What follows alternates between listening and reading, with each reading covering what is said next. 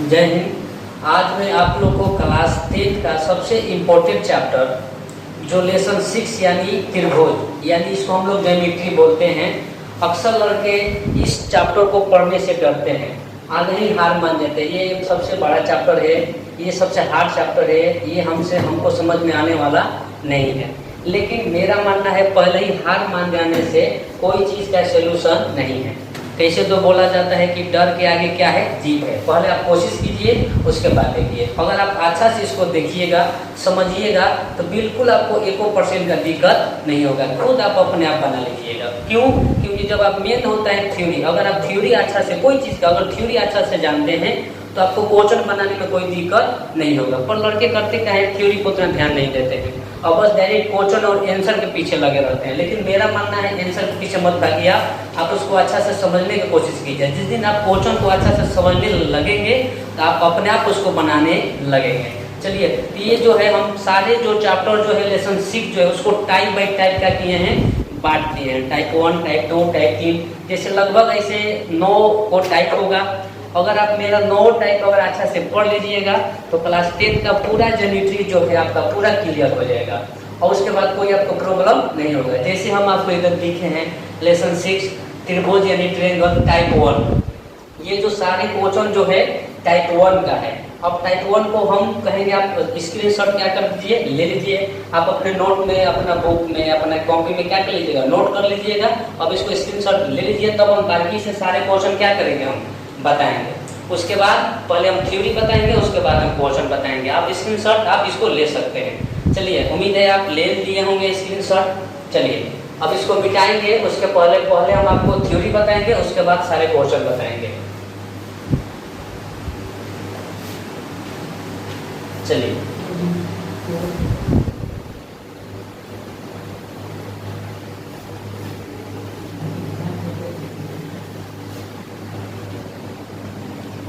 सबसे पहले हम इसका टाइप 1 को बनाने से पहले इसको क्या बनाएंगे, हम लोग थ्योरी समझेंगे। क्यों? क्योंकि बिना थ्योरी के ना तो क्वेश्चन को हम अच्छा से समझ सकते हैं, ना ही उसको हम क्या कर सकते हैं, बना सकते हैं। तो सबसे थ्योरी जो देखिए, ज्योमेट्री का तो इसे पिता किसे कहा जाता है, यूक्लिड को। लेकिन लगभग बहुत सारे काम किए हैं थेल्स। कौन किए हैं? थेल्स। एक थेल्स पर भी आप लोग नाम सुने होंगे। थेल्स का जन्म हुआ था 640 ईसा पूर्व में। अब थेल्स ने अपना एक परिभाषा दिए थे। वो परिभाषा क्या दिए थे? थेल्स ने पहला परिभाषा दिया था जिसको हम लोग थेल्स प्रमेय, और एक दूसरा जो परिभाषा है उसको क्या बोलते हैं, थेल्स प्रमेय का विलोम। वो पहला क्या दिए थे, बोले थे किसी त्रिभुज में यदि एक भुजा के हम समानांतर रेखा क्या करेंगे, खींचेंगे। ध्यान से सुनिएगा, किसी त्रिभुज में एक भुजा के एगो हम समानांतर रेखा क्या करेंगे, खींचेंगे, तो अन्य दो भुजा का अनुपात आपस में क्या होगा, बराबर होगा।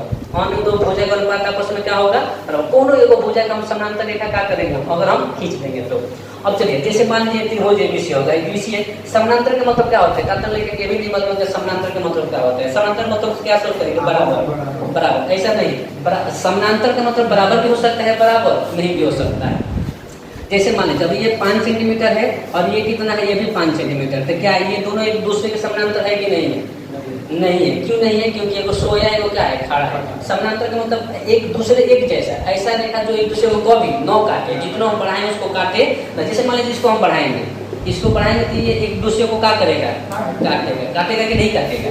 चलिए, तो इसलिए ये समानांतर नहीं है। समानांतर का मतलब अगर ये सोया है तो ये भी क्या है, सोया है, बराबर हो चाहे बड़ा, उसमें हमको कोई दिक्कत नहीं। अगर ये खड़ा है तो ये भी क्या है, खड़ा है। ये दोनों एक दूसरे की क्या है, समानांतर हम बोल सकते हैं, क्योंकि इसको हम कितना दूर तक बढ़ाएंगे एक दूसरे को ये काटने वाला नहीं है। अब इसको हम देखेंगे, जैसे मान लीजिए त्रिभुज एबीसी है, इसमें बीसी के समानांतर एगो रेखा खींचे। क्या खींचे, बीसी के समानांतर। कौन, डी और ये जो रेखा इसके क्या है, समानांतर है। तो थेल्स साहब क्या बोले थे, यदि किसी त्रिभुज में एगो भुजा के अगर समानांतर रेखा हम क्या करेंगे, खींचेंगे, तो और दो भुजा बचा, उसका अनुपात आपस में क्या होगा, बराबर। जैसे हम डी जो रेखा खींचे हैं, किसके समानांतर खींचे हैं, बीसी की। किसके, बीसी के। तो कौन दो भुजा बचा, एबी और एसी, यानी ये दोनों भुजा का अनुपात आपस में क्या होगा, बराबर। किसके नियम से, थेल्स प्रमेय से। किसके नियम से, थेल्स। जैसे लिख दिया त्रिभुज एबीसी में डीई समानांतर बीसी हो तो, ठीक है ना।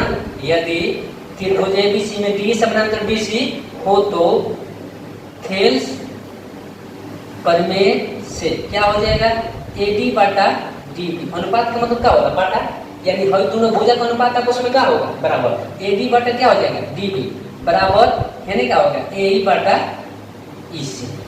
ई अनुपात आपस में क्या होता है, बराबर। किसके नियम से, थेल्स प्रमेय से। अब ध्यान दीजिएगा, अब यहाँ देखिए लड़का को यहाँ गलत फहमी क्या होता है, ये सोचते हैं कि त्रिभुज एबीसी है तो हर दोनों भुजा का अनुपात आपस में क्या होगा, बराबर। लेकिन मेरे बात ध्यान से सुनिएगा तो थेल्स आपका परिभाषा ये नहीं था कि एडी बाटा डीबी यही बाटा ऐसे, वो क्या बोले थे, अन्य दो भुजा का अनुपात आपस में क्या होगा, बराबर। अन्य दो मतलब क्या, हर दोनों का अनुपात आपस में क्या होगा, बराबर।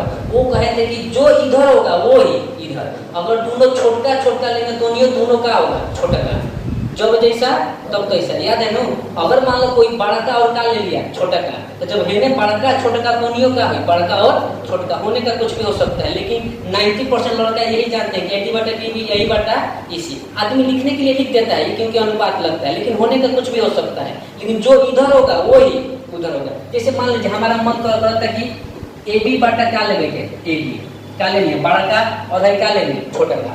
एबी बाटा क्या ले लिए हो, एडी, तो अब हेने का लेंगे, एसी बाटा क्या हो जाएगा, ए। जब हेने बड़ा का है छोटा का, तो हइयो बड़ा का और क्या हो जाएगा, है छोटा का। ये भी अनुपात बराबर है कि नहीं है। अगर हमारा मन कैलस ना, हम ले लेंगे बड़ा का और नीचे वाला छोटा का। ध्यान से मेरी बातें सुनिएगा, बड़ा का और नीचे वाला का लिया छोटा का, तो एनियो का लेंगे, बड़ा का और नीचे वाला छोटा का लेंगे कि नहीं लेंगे, क्या ये अनुपात आपस में नहीं है, ये भी अनुपात आपस में क्या है, बराबर है। अगर हमारा मन करता कि ना पहले छोटा का और बाद बड़ा का, जैसे मान हमारा मन करता है एडी क्या हो, एडी, उसके बाद एबी, उसके बाद क्या काम कर रहा है, ए, उसके बाद एसी। अब देखो क्या लिया है, छोटा का और बाद बड़ा का, तो हेनियो क्या होगा, छोटा का और बड़ा का। मेरा कहने का एक ही मकसद है, अनुपात का मतलब कुछ भी हो सकता है, लेकिन जो इधर होगा वो ही इधर होगा। अब कहा कि हमारा कैसे मालूम कौन लेना है कौन नहीं लेना है, तो क्वेश्चन के हिसाब से पता चलेगा,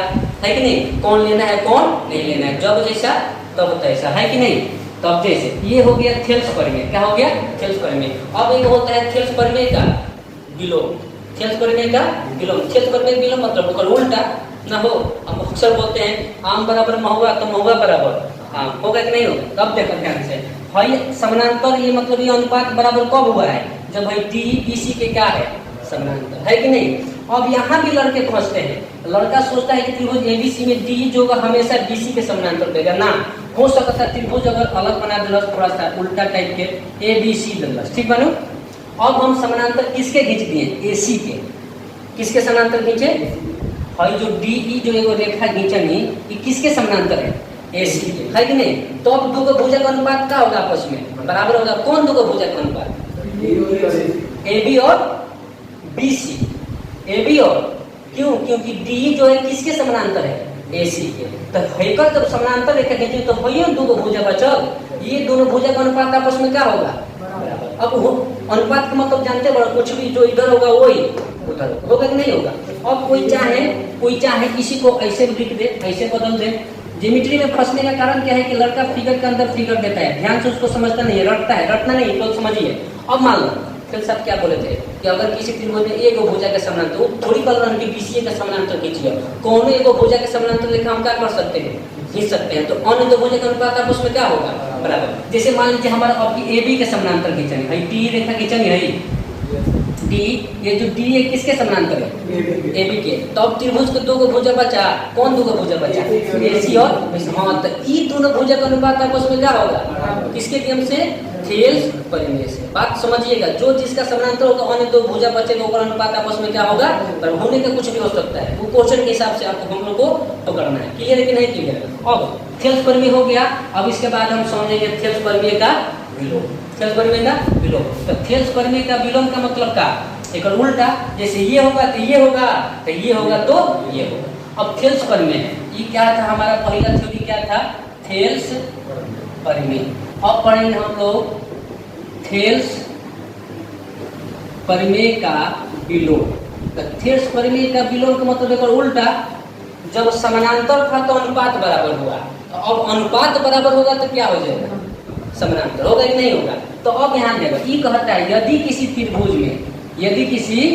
त्रिभुज में एगो रेखा हम क्या किए खींचे, यदि किसी त्रिभुज में एगो रेखा क्या किए खींचे, तो अगर वो रेखा जो दो भुजा पे क्या कर रहा है प्रतिच्छेद कर रहा है, तो वो दोनों भुजा का अनुपात अगर आपस में क्या हो बराबर हो। ध्यान से सुनिएगा, यदि किसी त्रिभुज में एगो रेखा हम क्या करेंगे खींचेंगे, तो वो जो रेखा से दो भुजा पे टच करेगा कि नहीं करेगा, तो वो जो रेखा दोनों भुजा पे जो टच कर रहा है अगर वो दोनों का अनुपात आपस में क्या है, जो दोनों भुजा पे टच किया वो दोनों भुजा का अनुपात अगर आपस में क्या है, तो वो जो रेखा होगा जो तीसरा भुजा बचा ओकरा क्या होगा समानांतर होगा। किसके नियम से, थेल्स परिमेय के नियम से, है कि नहीं। तो अब जैसे मान लो एक हम त्रिभुज एबीसी लेनी एगो रेखा खींचने का डी और ई।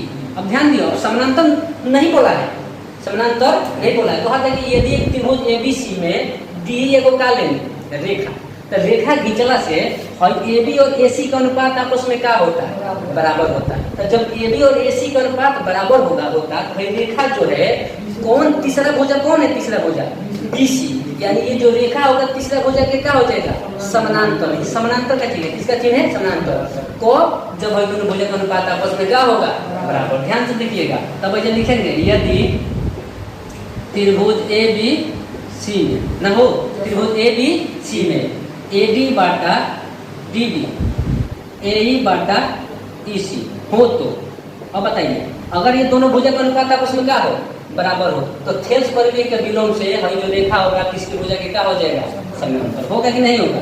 तो लिख सकते हैं इसलिए थेल्स परिमेय के विलोम से, थेल्स परिमेय के विलोम से क्या लिखेंगे डीई समानांतर बीसी होगा कि नहीं होगा।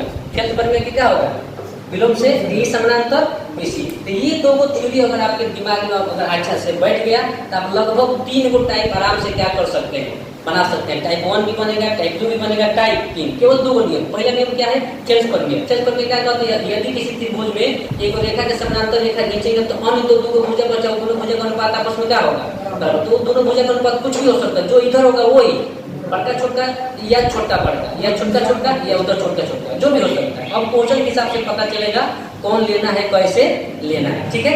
अब थेल्स परिमेय के विलोम क्या कहता है यदि किसी त्रिभुज में एगो रेखा क्या करेंगे खींचेंगे, तो रेखा खींचने से वो दो भुजा को जो टच करेगा प्रतिच्छेद करेगा, अगर वो दोनों भुजा का अनुपात आपस में क्या हो बराबर, तो वो जो रेखा जो खींचे हैं तीसरा भुजा के क्या होगा समानांतर होगा। किसके नियम से थेल्स परिमेय के विलोम से होगा कि नहीं होगा, क्लियर है होगा। तो अब यहाँ से हमारा थ्योरी क्या हो गया कंप्लीट हो गया।